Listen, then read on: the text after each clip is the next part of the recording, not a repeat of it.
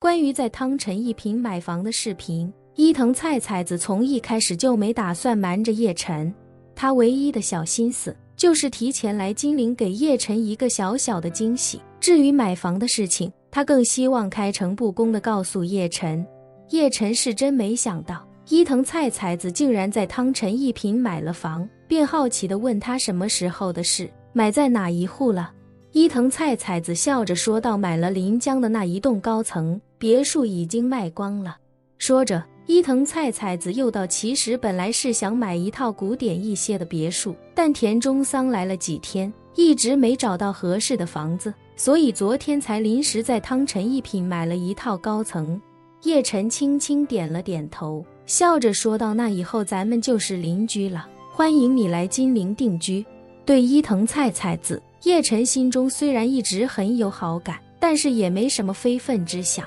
在他的心里一直将伊藤菜菜子视作性格谈吐最合自己脾气的红颜知己。而伊藤菜菜子既然在汤臣一品买了房，说明他将来肯定会经常到金陵来，这对叶晨来说自然也是件值得开心的事情。伊藤菜菜子则有些羞赧地说道，我暂时可能还不会太经常到华夏来，家族还是有些事情要处理的，不过如果将来时机合适，也可以考虑把企业逐渐迁到华夏来。叶晨点点头，认真道，如果真有这样的想法也未尝不可，将来无论是叶家还是我自己的生意，都有很多能跟伊藤家族合作的地方。对伊藤菜菜子，叶晨自然是有些偏爱的，这也是为什么他心里也希望伊藤菜菜子能够长居金陵的原因。而且伊藤菜菜子一直以来对叶晨都毫无保留，而且叶晨整合苏家的航运资源，成立伊苏航运，伊藤菜菜子不仅将伊藤家族的航运资源悉数拿出，甚至还毫不犹豫地替叶晨代持这家公司的股份。叶晨也希望能够找到合适的机会，在生意上回报伊藤家族。伊藤菜菜子原本还担心自己来金陵会不会给叶晨带来不便，但没想到叶晨不但希望自己长居金陵，甚至还希望自己将企业中心转移过来，这让他心中顿时开心不已。将企业重心向金陵转移的计划也终于可以正式提上日程。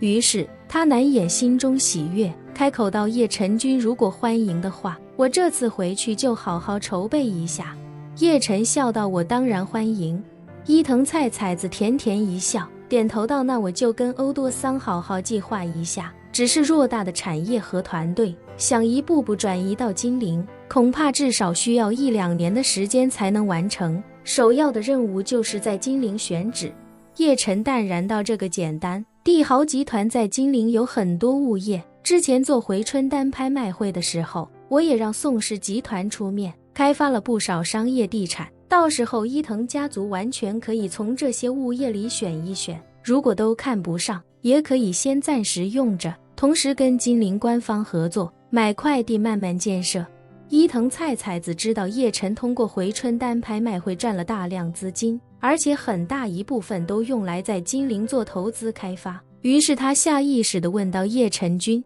明年还办回春丹拍卖会吗？如果回春丹继续开办下去的话，金陵一定能吸引大量顶级外资企业进驻，到时候说不定会通过回春丹打造出一个新的金融中心。叶晨叹了口气，摇头道，明年的回春丹拍卖会暂时是不打算办了。说着，叶晨又道，其实我还有个心腹大患尚未解决，如果再办回春丹拍卖会，恐怕会惹火烧身，如果继续办，就要等我将这个心腹之患解决掉。今年去美国之前举办回春丹拍卖会的时候，叶晨并不知道破青会的存在。万幸的是，今年的回春丹拍卖会是初办，得到消息的大都是北欧老女皇帮忙忽悠的欧洲那些传统富豪，但真正的顶尖巨富并没有出现。自己的大舅当时来参加拍卖会，也只是他的个人行为，而不是安家的决策。而现在，叶晨已经摸到了破青会的些许脉络，知道这个组织实力非常强悍，而且他在美国以及北欧相继斩杀俘虏了不少死士和骁骑卫，所以现在的破青会必然十分警觉。这种时候如果再办回春丹拍卖会，怕是想低调也低调不了，到时候惹火烧身，恐怕不是明智之举。所以叶晨心中打算的是，明年的拍卖会就先放一放，等自己解决了破清会，或者破清会对自己不再是一个致命敌人的时候，再将拍卖会重新启动。伊藤菜菜子虽然对破清会一无所知，但他也听出叶晨话里的谨慎，于是他不假思索地说道，既然还有风险，那暂时还是不办得好。说着，伊藤菜菜子想起什么，开口道，不过叶晨君既然是担心暴露，我倒是有个想法，不知道可不可行。叶晨好奇地问道，什么想法？不妨说来听听。伊藤菜菜子开口道，我觉得可以给回春丹拍卖会换一个新的玩法，比如暂时不对外宣传，也不采用公开报名的方式，而是在开办前1-2个月的时候，由主办方出面，向今年参加过回春丹拍卖会的人私下里再发邀请函，邀请这些人再来参加新一年的拍卖会。这些人去年都已经亲眼见证过回春丹的神奇，回春丹对他们来说已经不是什么秘密了，所以今年再请他们过来，本身也不存在泄密这个说法。叶晨思忖片刻，笑着说道，菜菜子，你这个办法非常好，这些人虽然已经参加过回春丹拍卖会，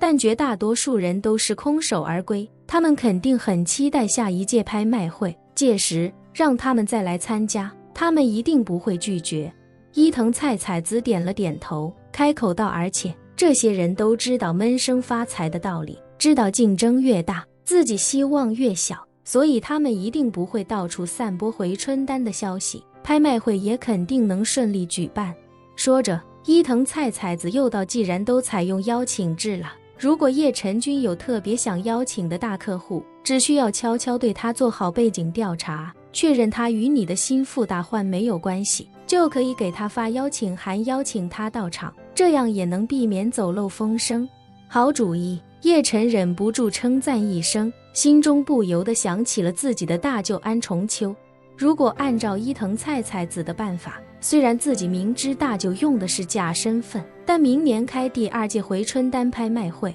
自己按规矩也要向大舅发邀请函，届时不知道大舅还会不会出现在回春丹拍卖会现场。毕竟自己已经给回春丹定了规矩，所有竞拍成功的人都必须在现场将丹药服下，如此一来，大舅就算受邀参加，也只能替他自己竞拍，以安家人对老爷子的孝顺程度，到时他很可能会放弃这个机会。想到这里，叶晨又不禁暗忖，要不要给外公开一个后门，发一张邀请函，让他到时也来参加拍卖会，那样的话，他必然有实力竞拍到压轴的整颗回春丹，身体状况也能得到很大改善。不过如此一来，自己就至少要赚外公1-2千亿美金，叶晨又觉得这钱就算拿着也有些烫手，于是叶晨也就干脆不再多想，决定等明年真正决定启动回春丹拍卖会时